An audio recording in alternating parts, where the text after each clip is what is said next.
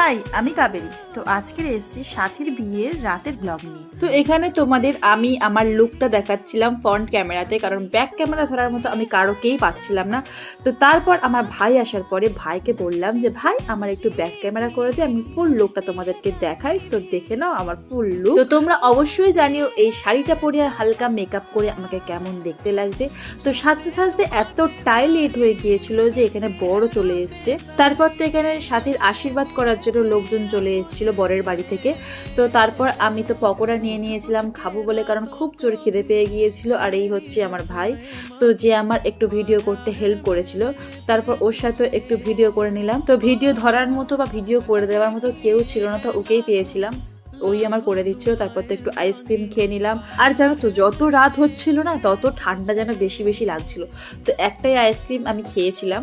তো তারপর দেখা এখানে আমার বন্ধু লজ্জা পাচ্ছিল ভিডিও ফটো করতে।